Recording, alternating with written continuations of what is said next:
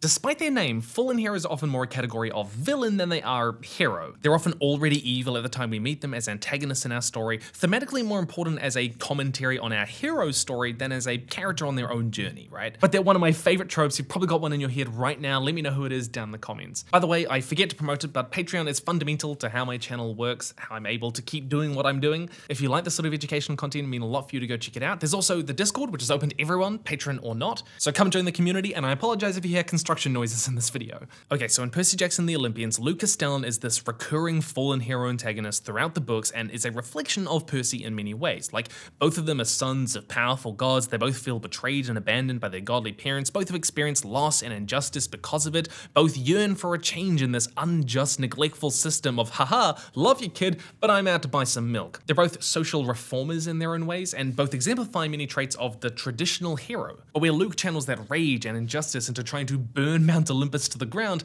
Percy decides to change the system. In the books, Percy demands all demigods are claimed by their godly parents, that minor gods be respected, and he does away with this pact between Zeus, Hades, and Poseidon to not have kids anymore. And most importantly, he doesn't let his pain and frustration control him. In this way, we can use the fallen hero to not only represent the different ways a hero's flaws or ambitions might take them, but they're often the consequence of genuine problems the current hero has to now face and solve. Luke is the most dangerous expression of a god system truly rife with child abandonment and injustice. Or what about Harvey Dent? He's Two-Face. He's the result of institutional corruption in Gotham and its police force. He is what happens to good men in an inept and corrupt system in many ways, a problem Batman and Gordon have to contend with in The Dark Knight. It was the very corrupt cops that Dent was warning everyone about that ultimately gets his love killed and him mutilated. In this way, we can use fallen heroes as criticisms of institutions or societies or even other characters in your story. If they were used or betrayed by ostensibly heroic characters on the good side, we can see where that comes from, with our current hero figuring out ways to navigate that problem too.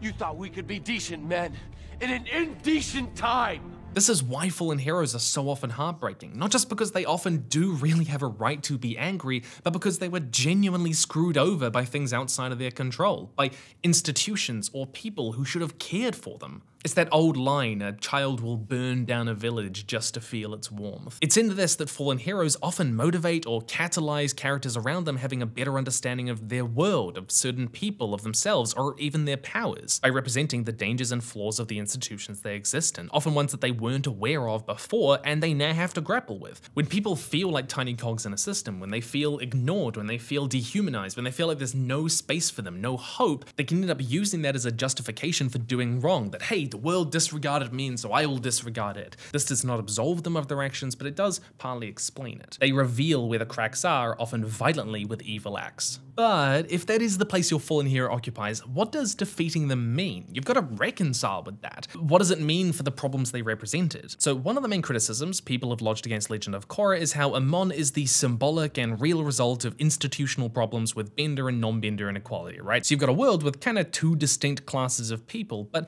Korra doesn't quite grapple with that as much as she possibly should have. You know, they get a non-Bender president at the end, but any aftermath is mostly off-screen. Percy changing the god system at the end matters as a way of solving the problem Luke represents.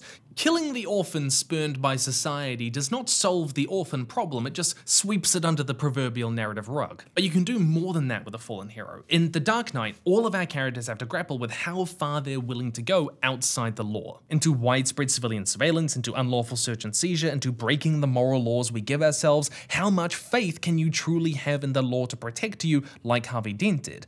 Escalating violence and tactics are a constant theme in the story, and in this way, fallen heroes can become symbolic warnings of not just those institutional problems, but of the real dangers of the flaws, goals, tactics, and drives your hero might have in pursuing their goal, a way to sort of show where they might end up, without actually having your heroes turn evil. If we see the protagonist and antagonist are using the same methods, face the same temptations, or are going down the same moral path, it creates tension. Will they fall too? It foreshadows where they might end up. But you've also got to think about how you present the evil acts of the fallen hero and what that means for your story thematically. Like, Batman's moral choice to not kill the Joker, the people on the boats' choices to not blow each other up, are important rejections of the idea that everyone can be pushed to kill, and that escalation to murder is necessary to solve these problems. And it's because of this, Harvey Dent's escalation to murder, to taking justice into his own hands at that level, becomes a choice thematically, not an inevitability. Hopefully you can see how these things work together. How we frame the actions and evil deeds of the fallen hero will affect how we place the blame, how we understand the problems. Harvey Dent is the result of institutional issues, but his actions cannot be entirely blamed on them. Alternatively, the fallen hero isn't the result of institutional problems, but the result of deeply personal flaws that they could not overcome, no matter how much of a hero they really were. Where events before might have brought out those heroic traits, events now might bring out their weaknesses, leading to their fall. In the Kingkiller Chronicles, Lanra is this legendary hero from the Creation War, this mythic guy who took down monsters and ultimately sacrificed his own life to protect the weak, only for him to be brought back. Now, this conflict brought out Lanra's heroic traits. He's brave and he's willing to sacrifice himself for the good of others, but then he loses his wife after the war. This is a different conflict, a different problem, and in his grief he pursues every kind of power he can to try and bring her back. But it takes him down a dark path that ultimately leads to him burning cities to the ground. A fallen hero. The good, heroic parts of his nature cannot solve this problem, and so the darker, unheroic, weaker parts of him end up taking over. His weakness is his lack of wisdom and inability to deal with his own grief, which would only come out in certain conflicts. So consider how different conflicts might bring out the weaknesses of your hero, facets of them which might not have been a big problem before, especially ones which lead them to new tactics, new methods, or new solutions that they might not be necessarily equipped for. Or just show how their heroicness cannot solve this problem, leading them to fall. And this is often like a chain of events, a chain of conflicts which they cannot solve with the things that they would normally hopefully rely on. By the way, I really wanted to talk about Malazan Book of the Fallen with this, but it's so spoilery that I cannot. It's an amazing series. One of the most heartbreaking tropes, and one of my favorite, is when the cost of being good gets so high that it just beats the hero down until they start breaking their own moral code. One of the best arcs in Doctor Who is when the Doctor, who is about as genuine and heroic a character as you could possibly create, gets fed up with losing people he loves over and over because of this moral code he feels he has to stick to. He calls them the laws of time he has to obey, and he gets so pained by this that he eventually starts to punish himself. He travels alone, and eventually he gets so dark that we get this moment. It's taken me all these years to realize the laws of time are mine, and they will obey me! It is one of, if not the best episode of Doctor Who ever made, and it's about a hero falling. Part of what makes genuinely heroic paragon characters so interesting is that being good is hard. Being a hero means taking the hard way instead of the easy way. It can mean a lot of self-sacrifice. It can mean giving up your peace and stability for that of others. It can mean making your friends and family a target. It can mean putting yourself in danger instead of just being able to live your life. Oftentimes the hero is defined by their methods, by the rules that they hold themselves to, so giving them a reason that those methods don't work anymore can break them. Like, the Doctor's moral code prevents him from saving people that he desperately wants to because they're meant to die according to the laws of time.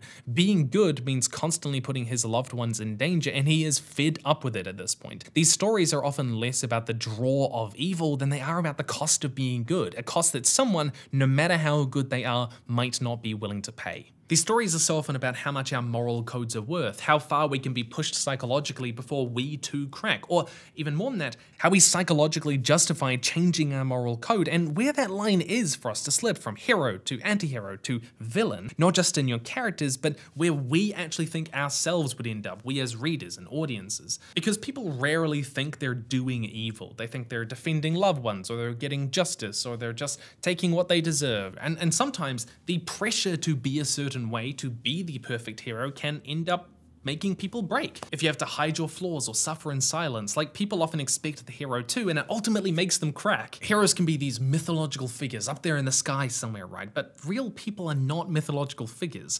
In discussing the story of Oedipus as this kind of fallen, tragic hero, Sigmund Freud said Oedipus's destiny moves us only because it might have been ours.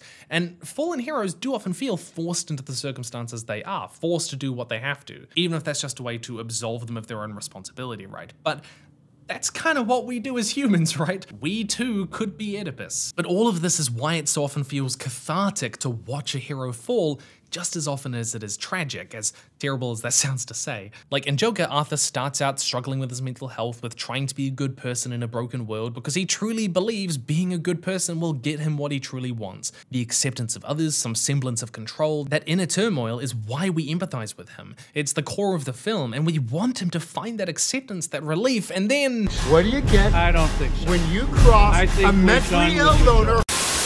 From Arthur's point of view, giving into violence and becoming the Joker is him taking control of his life. It is him getting the acceptance of others. We see him dancing in the streets. He's more at ease than ever before. He's even happy because he finally stopped trying to be a good person. He stopped fighting that losing battle. It's not excusing his actions, but Joker is more about that institutional critique, that the happiness for many people at the bottom is directly opposed to what society generally gives them. But there is this catharsis in allowing a character to fail to get them something that they truly want, and even more than that, that we think they truly deserve, that was unjustly taken from them. For the Doctor, it's the fact he can finally save people who deserve to live. This whole episode gives us some of the best side characters we've ever seen in Doctor Who. He doesn't have to watch people die over and over anymore. It's giving him agency, it's giving him control. In fact, the music playing when he has this moment, right, it is called Time Lord Victorious. He's finally winning after losing for so long. For Lucas Stellan, it's justice for child abandonment. For Jinx and Arcane, it means no longer being in this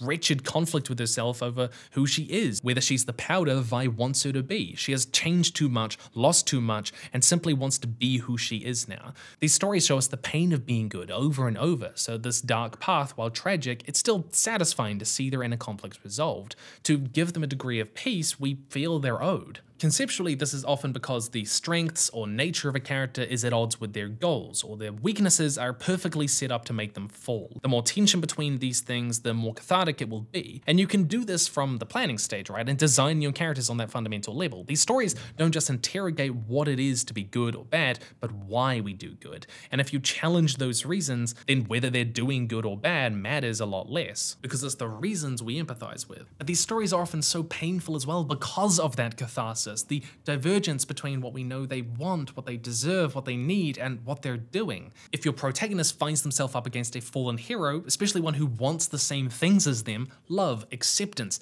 agency, then the fallen hero can represent what falling would mean for your protagonist, what it could get them, what we kind of desperately want for them, an easier way for them to get it. Now in the books, Daenerys is ostensibly pretty heroic. No slavery, no cruelty, no bad stuff, right? She wants a just world, but she also wants power, her birthright, the Iron Throne, and her story is about the cost, the compromises of that morality in a broken world, and the conflict between those two desires. Those desires are at odds, and becoming a fallen hero, giving into that, could give her one of them. It could give her the Iron Throne, it could give her Slaver's Bay, but it will not give her the other. Now, let's be honest, the show did this poorly. But the books, you know, when they're finished. So don't just think about who your fallen hero is, but consider what they might represent to another character who might want the same thing as them, how they reflect and embrace the strengths and weaknesses of other characters. Now these parallels between the hero and fallen hero often end up with that, We're not so different, you and I. Even as a point of inner conflict and tension where the hero might be tempted to do similar things to the villain. But also, like, these scenes are often really dumb because the hero and villain might have like a similar backstory. They were both abandoned when they were young or something, but one of them thinks being the genocidal apocalypse bringer is a valid choice and the hero does not. And so if they're like getting into this crisis of like, maybe we are similar, it's always like, come on, really? If you want this beat to really land, there's gotta be more than a superficial similarity between your hero and fallen hero. A genuine possibility that the hero might be like them in some way. And some stories go far enough to actually make this true. And in these scenes, the heroes realize they have fallen in some way, and that realization can be a galvanizing force in their character arc, either for the good or worse. This is kind of what happens to Kratos in God of War, a man bent on justice and revenge against cruel gods, but whose brutal and violent actions make things so much worse that he ends up becoming the villain. And this kind of in the end motivates him to be different, not to pass that violent streak onto his son, Atreus. Of course, sometimes they fall not because we live in a society or for love or for honor or agency or whatever. Sometimes they just fall because they want power and they actually want to be evil and for lust and greed. Not for good reasons. Now I'm going to give spoilers for the manga Berserk, so if you don't want spoilers, skip to this timestamp. 3, 2, 1, Alright, Berserk features this to a truly terrifying degree when one of the most heroic characters in the series basically becomes an evil god and sacrifices everyone around them to get power because they want power, secretly, all the time. All of it beyond that, they wanted power. And his name is Griffith, and he's known as the Falcon of Light. He's meant to be the greatest hero across the whole continent in a world which is incredibly dark. And that story beat is structured more for the twist and the shock than it is playing on our empathy for this character. The emotional weight comes not from the tragedy of this desire at odds with one another or anything like that, or the catharsis of it. It's not them finally getting something we want for them. It's just the horror of how it affects the characters around them at the loss of this person, basically. And this is especially painful when the fallen hero is the linchpin of the group, the paragon, the character so many others around them rely on psychologically. Griffith turns and it kind of breaks everyone around him. But it's also important to think about what the hero falling says in your story thematically. Heroes aren't just good people, they can represent ideas symbolically, the best of humanity, truth, justice, the American way. And when they fall, what does it say about those ideas? You might have heard of that infamous Captain America comic where it turns out Captain America's evil, he's part of Hydra, Hail Hydra and all that. And a lot of people kind of hated this because it felt like betraying the values he represented. Captain America is this mythological beacon of hope meant to inspire others, and he's someone truly honest, genuine, empathetic, and is that a lie now? Is America built on a lie? Should we stop striving to be like Captain America? Heroes turning evil can shatter the faith that we or the characters have in the institution or rules that they represent. This kind of character twist and betrayal and pain might fit in a grimdark story like Berserk, but it doesn't necessarily fit for something like Captain America. Because in Berserk, the thematic messaging is very intentional. The failure of human nature is a constant theme. Frodo falling at the end of The Lord of the Rings, taking the ring for himself, is Tolkien speaking to the inherent fall of human nature, that nobody, no matter how good, can hold out against evil forever. It's very much weaving in his Catholic worldview. It's no secret that fallen heroes often show up in prequels, because who doesn't want to see how our favorite villain turn genocidal? And these kind of stories often play with dramatic irony. This is where we, as the readers, as the audience, know something about what's going to happen, about the story, and the characters don't, and the story plays with that for tension. Seeing how close and intimate and genuine Obi-Wan and Anakin's friendship is, how truly heroic Anakin can be, how Obi-Wan sees him as a son, how Anakin sees him as a father, how Anakin tells Palpatine his fate will be the same as ours, it makes knowing how far Anakin will fall more heartbreaking. It takes us to that height, but only because it knows that it's gonna rip it from us, and we know it will be ripped from us. Like, I'm not saying the prequels are great, I'm not a big Star Wars person, but I think one of the things the prequels did well was that friendship between Obi-Wan and Anakin. It's like the thing that you get attached to. It's why their final duel is painful. It's almost less about seeing a hero fall at that point than it is the fracture of this relationship. It makes it so much more intimate and personal, and the more attached we get, the more we know we're gonna lose. So consider not just how devastating the turn might be, but what it's gonna do to the characters around them, and what that says thematically in your story. But how do you actually do the fall, the turn? Well, foreshadowing is often really useful. Now, I've got a whole video on foreshadowing, link up in the corner, go watch that.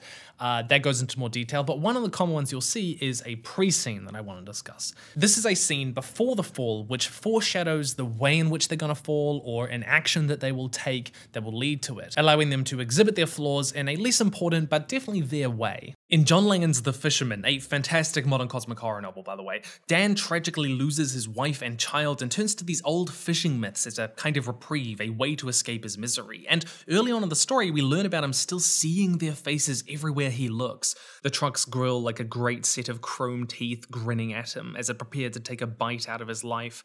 Whatever was on that screen was replaced by Sophie's face, turning away from him, her mouth opening to make a sound Dan had never heard.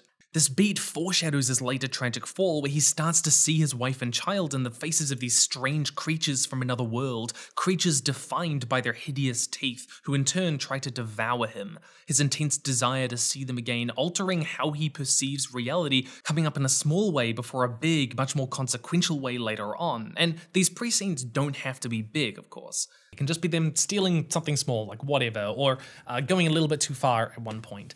Often in ways which are inconsequential or have very few consequences that allows them to sort of accept it as a part of themselves. It's just something that's pretty fine. It allows that flaw to take root, to be accepted as okay, and it's going to come out more and more and more in bigger and bigger ways until there are big consequences. And it can be really interesting when that same thing is portrayed as a positive trait before, something that we should admire, especially if them doing the wrong thing has positive outcomes. But you'll see fallen hero stories are littered with moments like this, moments where the hero faces choices not just to do good or bad, but to do good for bad reasons or in bad ways, or to do bad for good reasons or in good ways, or to do bad for understandable, forgivable reasons. These stories ask us how far we're willing to go with this character. When does it become inexcusable? When does it no longer become heroic? But just as much as these stories are about what makes us fall to the dark side, they're also about what holds us to the light. And with that in mind, I want to compare two scenes. Anakin killing the Tusken Raiders and Katara going after Yon-Ra in Avatar: The Last Airbender. Now, to be clear, I don't actually think the Tusken Raiders scene is actually very good, but I'm using it as an example here because I know a lot of people are familiar with it. In both cases, these characters are looking to avenge the death of their mothers. Both are fiercely protective of those they love. These are positive, heroic traits. Both have access to powerful magical abilities others might consider unnatural, and both have anger issues, which is a recurring flaw for both of them. But where Katara doesn't kill Yon-Ra, Anakin, So, why? It's not as simple as just saying, well, Katara's a better person. Like, yeah, that is the case, but it's not as simple as that on a writing level. We've got to think about how the authors set up these moments, the conscious, structural, and thematic decisions they made to make these moments make sense. Bringing your character to their lowest point and asking them which direction they will go is fundamentally forcing them to figure out their most important principles, placing them in a position where they have every justification, every opportunity, every right to do the bad thing, or the good thing, right? Shows who they are on a fundamental level. It's easy to be good when it's easy, when your emotions align with it, when it's what you want anyway. But here, there's no institution forcing them to be good or justifying what they're doing, no friends holding them back. These are what we're going to call scenes of maximal agency, where literally everything that happens in the scene is down to them and only them. And they're really important. In both of these scenes, their victims are virtually defenseless, helpless, they have all of the power, they have every justification, but it goes different ways. These scenes often appear at the end of the second act or just at the lowest point your character faces, but they can appear anytime throughout the story, really. In Anakin's scene, we see he is fundamentally driven by revenge, justice, power, and yes, love. These are the things he goes to at his lowest point. The story constantly reinforces and rewards Anakin for his initiative, for his decisiveness, for his ferocity as a warrior, and yeah, for his violence as a defender, as a justice bringer, while the story repeatedly reinforces Katara as a healer, as full of rage, but also optimistic, empathetic to a fault, with multiple pre-scenes of Katara stopping others from doing a similar thing in the past. In Anakin's case, his narratively reinforced strengths, ferocity, violence, power, align with his desires here, to kill the Raiders, while Katara's narratively reinforced strengths, empathy, love, righteousness, are at odds with her desires, to kill Yon-Ra, all of which have been previously established. But you can use your scenes of maximal agency to reveal the imperfections of your character, even if they don't fall entirely. Like, Katara is not purely morally good, she is vengeful and unforgiving. In fact, she even uses bloodbending, a dark power, to get her to this point. And that ambiguity can actually be a really fun thing to play with, your hero wanting to do the bad thing, to kill, but not being able to bring themselves to, even if they can't articulate why. But on some fundamental level, there is a more important principle than revenge for her, than power for her. Killing is not who she is. So think about what values your story narratively reinforces in your characters and how you can use those to foreshadow and draw out the scenes where they fall or don't fall. The more you reward negative traits, the more tense these scenes are going to be because we actually think they might choose wrong. And consider what keeps people doing good, or evil in the case of a fallen hero in a redemption arc. Is it a mentor, a friend, a strong moral code, the expectations of others, the rewards they get for being good? The more you strip away the infrastructure of why people do good, the more you see who they are on kind of a fundamental level. But there's also a common problem with fallen hero characters, alright? Just because they have a tragic backstory and they would kill a few people, sure, right, understandable, does not mean that suddenly they hate democracy and would kill everyone and like torturing babies for fun. Finally, there is one little subset of fallen heroes I want to talk about. These are people who have fallen away from the good, but they're not entirely evil. Maybe they're a hermit. They're just not definitively on the good side anymore. They're no longer fighting for the institutions that they started out for. They're no longer the hero on the front lines. They're jaded and cynical, and they might be neutral and not helpful, but they're not necessarily evil. They've fallen from lawful good, but only to true neutral and not like chaotic evil. They can still be used to criticize institutions or societies, or to represent other options, or to reflect your hero in some way, but they're a bit more subtle. You've probably got a favorite fallen hero in mind, but don't just tell me down in the comments, tell me over on the Discord. That's where the community is. It's all free, it's open, the link is down below.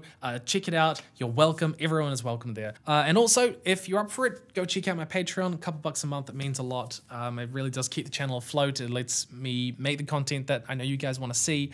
Educational content is really where my heart is at, and I love being able to provide this for free. I love being able to provide it in a way that is accessible to everyone. It's meant to be a resource, and I'm so glad that I'm able to do that. Thank you. If you are supporting me, it really does mean a lot. There's about 1,000 of you over there. It is, you know, one of the most important things in my life. Let's drag all this together, falling down into a summary, all right? First, fallen heroes often represent real institutional societal problems that protagonists have to reckon with. Consider how defeating them is not the same as solving those problems. 2, fallen heroes also often reflect the real flaws of your protagonists and show what they could have by giving in to them. 3, the fallen hero story can be about the cost of being good, and this is why they're often cathartic, seeing the hero get something we feel they deserve after suffering for so long. 4, consider how a hero's strengths or nature are at odds with their goals, or how their weaknesses fit into the opportunities within the story. 5, if you want to parallel your hero or villain, give them substantial similarities, even potentially using their similarities to motivate change in a character. 6, keep in mind what a character represents and what their fall might say thematically. Sometimes the pain comes less from the fall and more about how it affects the other characters around them. 7, a pre-scene can establish character traits and foreshadow later changes, litter the story with choices in different contexts with different stakes, reasonings, and moral problems, often culminating in a scene of maximal agency. 8, in your scene of maximal agency, consider how your characters narratively reinforce strengths and weaknesses, oppose or align with their desires in that scene. And that is us, Patreon, Discord. I hope your stories are going well. I hope you're feeling okay. Let me know how you've been down in the comments below, and what you're writing and all that sort of stuff. I'd love to hear it. I'll try and be down in the comments for a bit. Stay nerdy, and I will see you in the future. I filmed it in the wrong ratio.